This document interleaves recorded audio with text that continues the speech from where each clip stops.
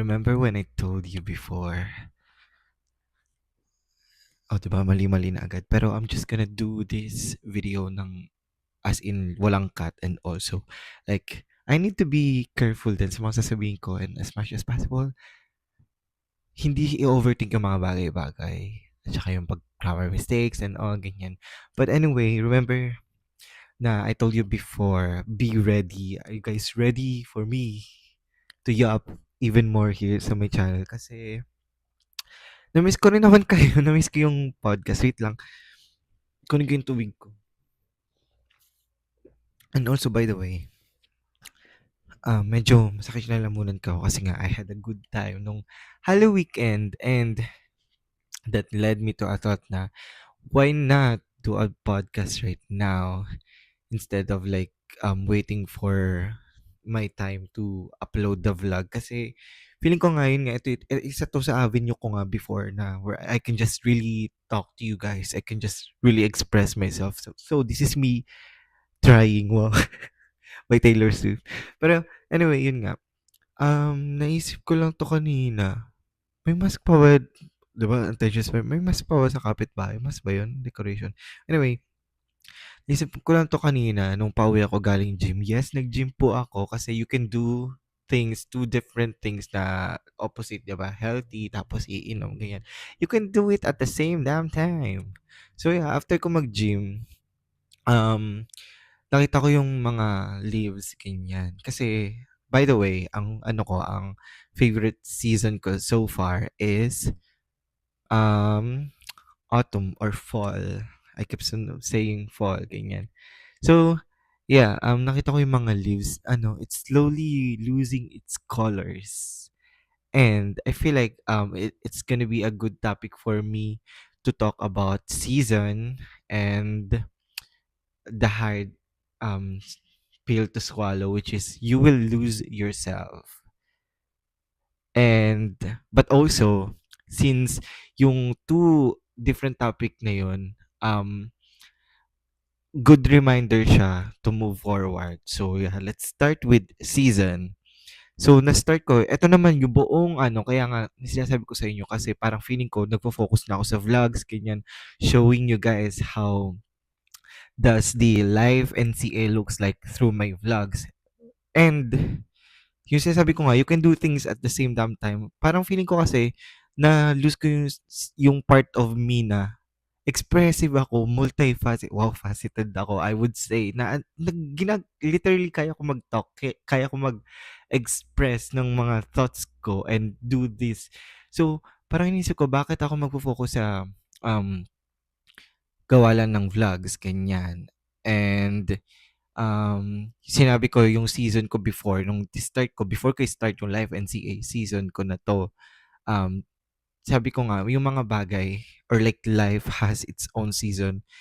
Inspired to dun sa thought ko na, oh nga no, this, by the way, I turned a year anniversary na dito sa working or like living outside of my used to be homeland. So, yun nga, isa din tong reminder for me na um, may season yung mga bagay-bagay. So, next point is you will lose yourself, and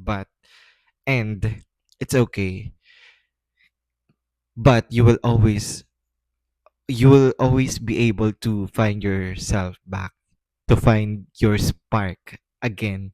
Kasi feeling ko naman, just to admit, na na-lose ko rin talaga yung self ko in the process of like focusing sa work, focusing sa pag-adapt ng sa lugar, focusing sa like sa mga um, bagay na alam mo yung masyadong technical job, earning money, being physically fit, ganyan. To yun nga sinasabi ko sa pag-adapt ko dito sa lugar na 'to. But also sa pinamis ko kasi 'to, 'di ba? Na-share ko na 'to sa inyo nung um, sa first ever video ko this year, which is me trying to say or like kind of shown that part of me na hindi ko alam kung like pinapatigil ba ako na gumawa or have a social media presence ganyan kasi nga 'di ba na-delete yung mga files ko nung December, which is nilook forward ko ganyan kasi nga first ever Christmas, first ever winter season namin yon to celebrate with my family.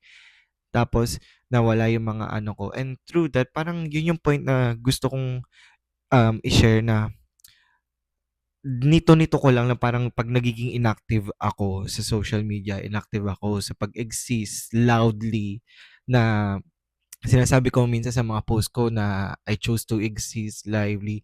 Tapos parang feeling ko kasi I owe you guys since I started this all social media thingy, ganyan. Sometimes feeling ko need nyo rin ng updates from me, and I hate it as well kasi ayoko yung ano, like for example, kasi kini-claim ko na friends, like whenever I take a video, inisip ko na I'm just talking to a person, ganyan. So parang kung gusto ko ipa-feel sa inyo na person kayo, hindi ba dapat mas nagsho-show up din ako through my content, to producing content, to sharing what I can share, to sharing pieces of me since I started this whole thing already. So it's either, ayun na-realize ko, it's either we're gonna go all out ng kung ano yung maisip kong content, gagawin ko lang, ganyan. Kasi parang feeling ko ayun yung sinasabi ko losing yourself, ayun yung nawalang trait sa akin from senior high school. Kasi back then, hindi ko talaga na-overthink yung mga bagay-bagay, even yung pagsasalita ko. No, I'm not really like, hindi naman not thinking at all, but more of carefree talaga ako. Maybe I was young, but I cannot say na hindi ka na pwedeng maging carefree just because you're adult. Just you have to focus on getting your bills paid and achieving your dreams and all. But come to think of it, if you're not gonna do the things that you used to do, especially when it's not harmful for you, do you think it's really beneficial for you, and also it can help you to move forward kung kinakalimutan mo na yung sarili mo? 'Di ba sinasabi ko sobrang hard on self-love ako, parang locked in talaga ako, parang ang dami ko naipon na thoughts. Sinasabi ko na hard on self-love ako, and yung self-love na yun, 'di ba? 'Pag love mo yung sarili mo, 'di ba, nag-o-overflow siya.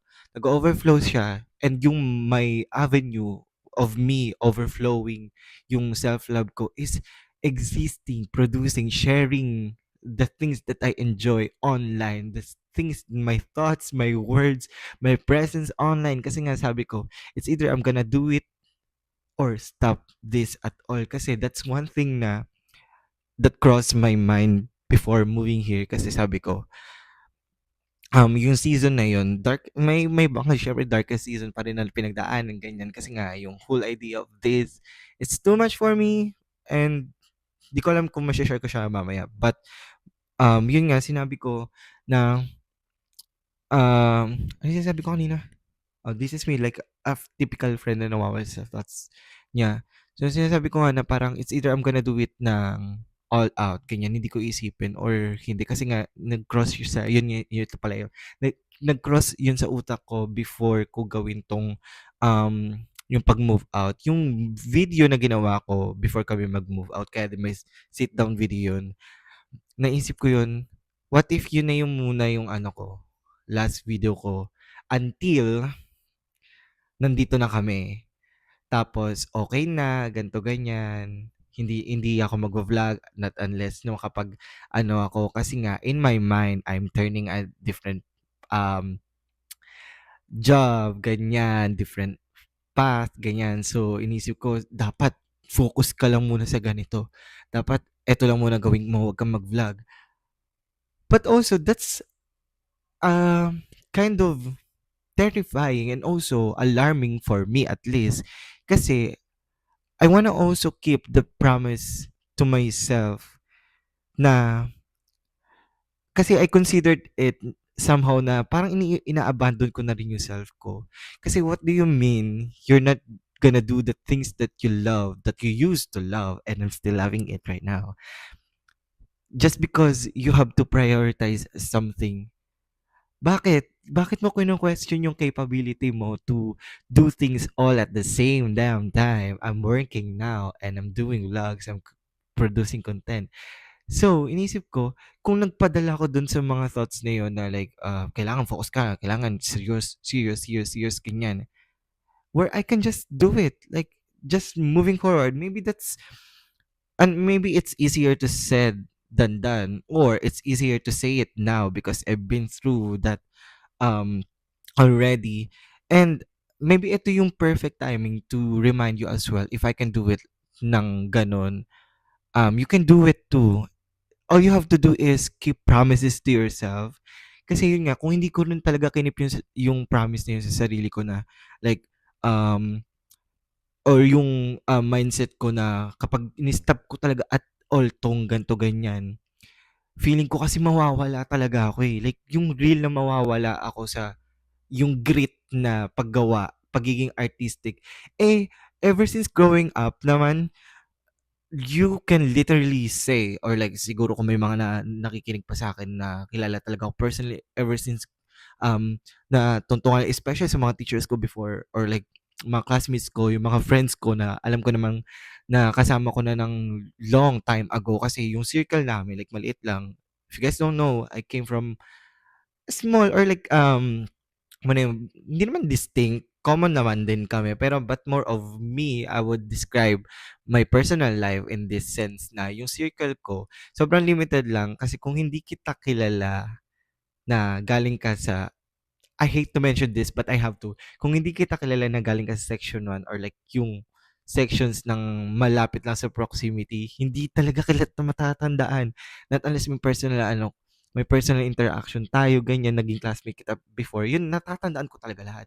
So, what I'm trying to say right now is that, kung kilala nila ako before, growing up, creative talaga ako. Like, as in my way of me doing shit na I have to do it on a creative way. That's just how built I am. And naturally, yun, hindi ko naman siya pinilit na maging creative. Well, you can hone your skills. You can be creative if you decide to want to be created on all, but more of born talaga ako ng ano, born talaga ako like naturally na-attract ako sa mga trees na pag ano gusto ko mag-photograph, ganyan. Born talaga ako na gusto ko sumayaw, ganyan. Kasi something, alam mo yun, parang you cannot hide. That's something that's really genuine. That's just, yung parang just how it is. Ganon. You cannot hide. You cannot kill that part of you. You cannot um compromise that part of you. Maybe ito yung season for me na yun nga, keeping promises, and also do not forgetting who I really am. Kasi yun nga, aside from yun nga sinasabi ko creative ako, ganyan, yung feeling ko mawawala talaga ako sa grit, mawawala ko yung self ko na yun, and I don't want that to happen. Ayoko dumating sa point na yun. Kasi nga eto, ganito balik tayo sa technical wise, sa pag-upload ko ng mga vlogs, ganyan. Yung pagkalimot ko dito sa podcast na 'to, ganyan. Kasi nga prioritize ko yung vlogs, kaya ganyan. Whenever na 'pag hindi ako, nakakapag-upload, eto, literal na evidence 'to, 'pag hindi ako nakakapag-upload, nangangapa ako. Siyempre nangangapa ako. Yun nga, yung parang nakasanayan mo na siya, nasa sistema mo na siya, ganyan. And ito yung mga bagay na dapat kinikip mo kasi nga good thing siya, it keeps you going. On the other end, kung alam mong nasa sistema mo siya, tas hindi naman maganda, maybe that's something that you have to consider of removing in your system. But anyway, yun nga, going back to the point na kapag nag-edit ako, for example, 1 month, dati active talaga ako mag-upload ng vlog, dapat every week may ganito, ganyan. Iniisip ko, um, yun nga yung the mere fact na I find it hard to edit again after being inactive for such a long time, or like hindi naman such a long time but more of yun nga, pag nawawala ko yung momentum sa sarili ko deep inside me of being creative, ganyan, pag nawawala ko siya just because of considering or overthinking about a lot of things and all, maybe it's time na just do it. Ano, like for example, ano kung ito yung content mo, ano kung um ito lang yung kaya mong ano. Ayoko din kasi dumating sa point na sobrang iniisip yung content kasi alam niyo, parang iniisip ko, the more na natural ka, the more na natural yung content mo, yung alam parang, ano kaya pag-iisip mo ng ganito ngayon, eh, ayoko din dumating sa point na lagi lang naki-hop on trend, ganyan. Hindi na siya galing talaga sa akin, gets? Alam mo yun, hindi na talaga siya galing sa akin. So, ang decision ko ngayon, it's yun nga, doing it no matter what. Doing it, kasi feeling ko ito din yung mag-keep moving forward for me to be aligned dun sa gusto kong mangyari. Kasi nga, kung pag, let's say, ginawa ko, for example, ganito yung mindset ko. For example, ginawa ko nga yung decision ko na ititigil ko yung pag-vlog, pagka-social media presence kasi kaya ko na real na sa lugar na ganito. Kaya mo mag-exist na as in, pumapasok lang, ganito, ganyan. Pero nakikita ko ba yung sarili ko na ganun klase ng tao? Well, I have respect to each their own. Yung preference sa mga tao ngayon sa lugar na to, kung ganun sila, sila yon. Pero that's not me, okay? Don't get me wrong, may mga gano'ng tao talaga. Siguro wala pa ako sa gano'ng stage and I mean, it's too early to say na gagawin ko na 'yun kasi nga like, come on dude, I'm just on my early 20s tapos what do you mean magse-settle ako sa gano'ng lifestyle na ano lang, low-key. Parang feeling ko talaga lumaki akong OA. Kaya nga 'di ba sinabi ko, paggawa na itong ano na 'to, ng podcast na 'to, yung posting ko nito before, na-realize ko lang na gumawa ng podcast kasi lagi akong nasasabihan na nung grade 2 na kapag kinukuha ko yung card or like 'di ba may remarks dun sa likod ng card, laging sinasabi sa akin na, "Matalino sana pero handaldal." Ganito, ganyan. Bakit may pero? Bakit may ganito, ganyan? Same thing with what I'm talking about. Gusto ko sanang gawin kaso ganito. Why not just do it? Lagi ko iniisip yun, eh, 'pag ino-overthink ko yung content, ano kayang gagawin ko? Ano kayang puwede kong i-share, ganyan. Kasi that's something na inaano ko dapat planado, kailangan may attend-an ako. So, may papakita ko siya. Minsan may mga times siguro may mga vlog na gano'n, pero like hindi ko naman sinasabi na fine-fake ko yung gano'ng lifestyle. But also, well, to be fair, just a disclaimer, yung planning out yung pagpa-plan, good thing yon. But more, this is my point na ayoko dumating sa point na eto na lang din yung lagi nyo nakikita kasi siyempre nakakasawa na yun. And also, ayoko dumating na iisipin ko yung magugustuhan nyo dapat. So, I have to do it. Gets nyo? Ayoko nung ganun. Dapat makontento kayo kung ano yung pinapanood nyo sa akin coming from me. Hindi. But more of, yun yung point. Yun yung point of being a content creator. Hindi ka, bandwagoner lang na, wow, ganun, joiner ka. Kasi create siya. It's your own masterpiece. Like, this is you. This is you. Kasi, kung tatanungin ako ng siguro ko sa mga professional or mga good question na tatanungin ko, what separates you from the other creative? 'Di ba? It may or may sound cliche to say that me. Because yun yung point. Yun yung point to keep going, to keep posting, to existing loudly is to think that wala kang katulad. Hindi naman sila sasabi na, "Oh, I'm different, I'm better than you and all." But more of you are you. Gets ba? Malinaw ba na real na walang katulad na ikaw. So like hindi saturated yung content creation na dapat meron lang silang distinct na ano mo specific na pagkaka-identify, yung adjectives, yung distinct na characteristic ng dapat ganito yung creator. Bakit sino ang nag-decide? Sino nagsabi na dapat 'pag content creator ka, bougie ka, dapat sa ibang bansa ka, ganito ka manamit, ganito, ganyan. Hindi. Everyone is capable of creating. Everyone is capable of existing loudly. 'Di ba? What do you mean kailangan define natin? Sino yung nagsabi niyan? Kailan nag-start niyan? Or maybe this is just my thinking na mga negative thoughts ko na inisip ko, sino nagsabi na dapat ganito, ganito, ganyan? Dapat bakit yun yung ito yung mga thoughts ko kung bakit ako nahirapan din talaga mag-produce kasi parang na-consume ako of alam mo yun, yung producing a certain image of me online and all na wait lang, makati lang yung mata ko, pero hindi ako naiyak.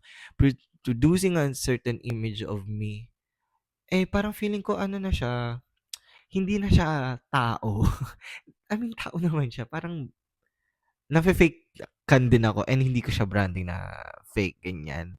Nafe-fake kan ako kasi parang ano yun, mini-mirror mo din yung sarili mo sa mga ganitong bagay, creators, ganyan. Eh, di parang nanggaya ka na lang dun.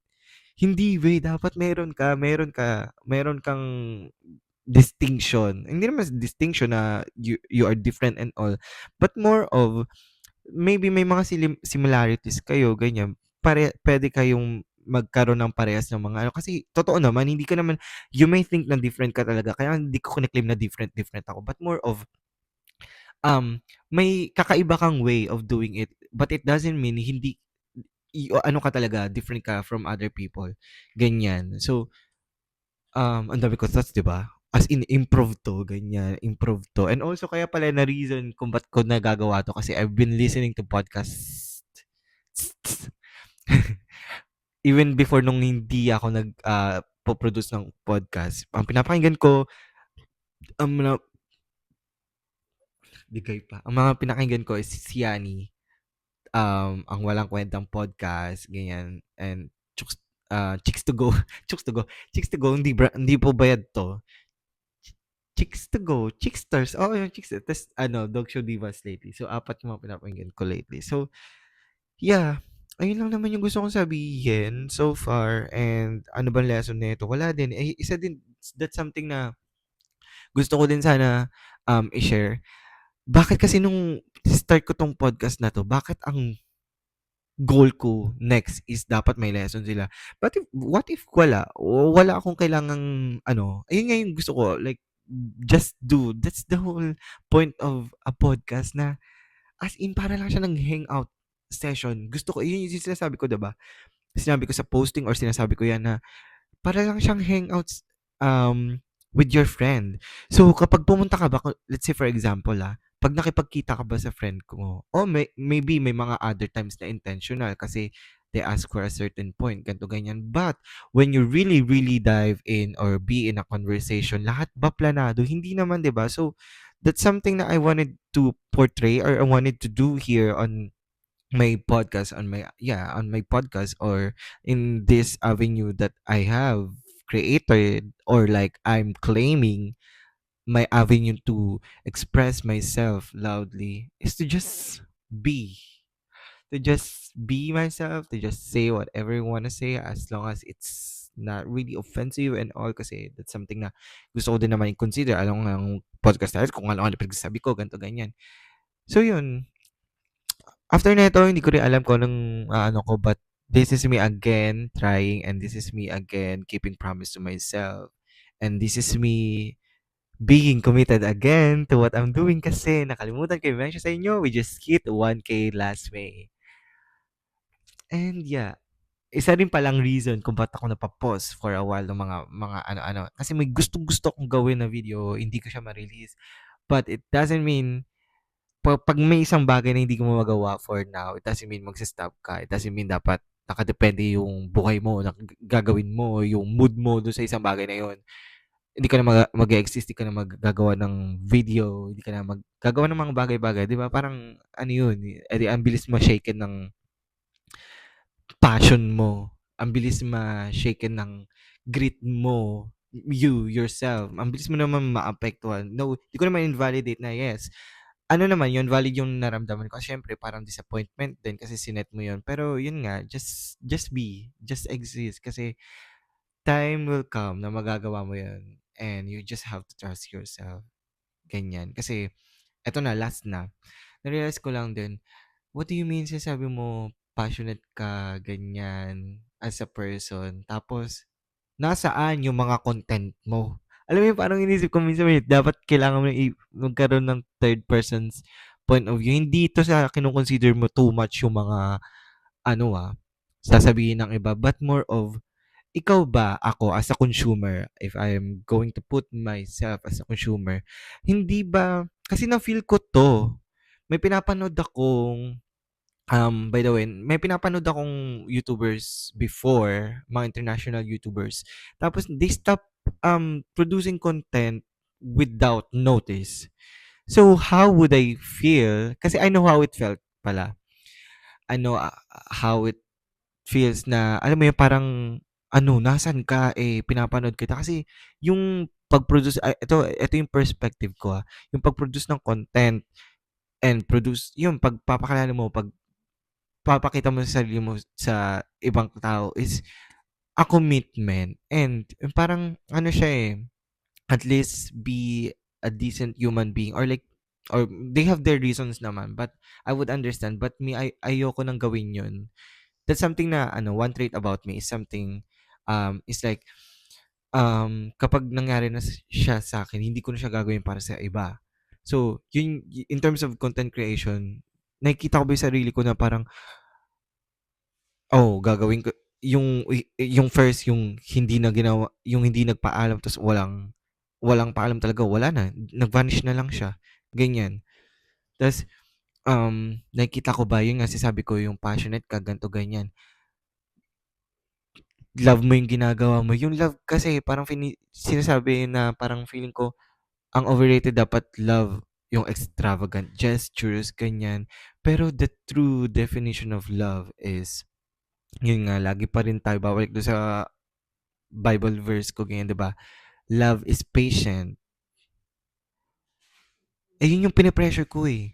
'Di ba? Patient ka kung love mo yung industry na gusto mo. I wanna be a filmmaker, I wanna be a director. Hindi ba dapat patient ka enough na it's okay kung mag-aano ka, magte-take ka ng different path. Magtiti Mag-aano ka, maybe you're doing a reroute. Same thing with you guys. I don't know what you are currently doing. I don't know this some most of the time this is just one way, but come to think of it, how can you say na love mo, passionate ka, ganyan, kung ganun yung same ng definition mo? But this is me again. That's why it's called Words of Will. So, yeah, how can I say na passionate ako 'pag film, ganyan, committed ako, gusto ko 'yon, yung marating ko. Tapos yung ginagawa ko ngayon is hindi align dun sa ginagawa ko. I mean, hindi align sa gusto kong mangyari. Kunwari, kung let's say, yun nga, different na nga yung path na tinitake ko eh, yung job ko ngayon. Sobrang magkaibang industry sila. Pero like, kung gusto mo pala yung mangyari yun, bakit ka magsi-stop? Bakit ka magsi-stop mag-create ng content? Bakit mo ano, iko-compromise or parang, sige, every gantong ano na lang. Ito yung part ng planning ko every 1 month na lang ako magpo-produce ng content kasi wala naman ako masyadong 'di naman ako lumalabas. Eh, yun yung point na tina-try ko sa inyo, yung minention ko na puro labas-labas na lang ako, ganito, ganyan. And ayoko naman ipakita, ito yung sinasabi, ito yung gusto ko i-point na ayoko ipakita na lagi na ako lumalabas. Kasi hindi naman ka gano'n as a person, like hindi ka naman lagi lumalabas, ganyan. I just wanna put an image na wala, nag-e-exist lang ako, gano'n. Gets nyo? Kasi yung technical wise, sa nakikita ko sa mga TikTok, ganyan, kaya din ako siguro hindi known talaga is that nililimit ko yung presence ko, yung being seen kasi sinabi ko 'di ba sa mga previous episode na parang privacy and vulnerability kasi bakit ka natatakot maging vulnerable? Eh, hindi ka naman talaga kung ano-ano na-expose mo. 'Di ba? Bakit ka natatakot to be seen when you wanted to be a film director? Eh, paano kung dumating sa point na paano mo maririting yung ano, point na pagiging film director kung hindi mo ite-tell yung story mo? Kung hindi ka nakikisalamuha, hindi ka nakikipag-interact, ganito, ganyan. 'Di ba parang eto ngayon parang training ground ko, eh, ganyan. Wow, training ground ko to be a director kasi dapat keep living, 'di ba? Keep existing, keep being seen, ganito, ganyan. Kasi yun yung mga bagay na magmo-motivate sa'yo and align siya sa gusto mong mangyari. So yeah, I guess ito lang naman yung gusto kong sabihin. Pero yeah, sana alam ko ang daming thoughts ganyan. But again, watch out for another episode of me. But I hope you like this video and let me know your thoughts kung ano yung mga gusto nyo sa mga pinagsabi ko, ganyan, kung nakarelate ba kayo. I just wanna create a community kasi yun yung something na sabi ko, hala, oo nga no, parang wala akong talagang tawag eh. Ayoko nga i-label as fans, but yeah, again, I just wanna create a community. Alam mo yun, I just want you to see yourself in me. in this aspect. And if you wanna do that, you can follow me on Instagram kasi meron akong channel dun. So yeah, dun ako if I'm not here, dun ako nagyayap. So if you wanna see me up or like share so many things about myself, just go there, follow me on Instagram, and that's it. I just wanna say thank you so much for watching this video, and I'll see you guys next time. Bye.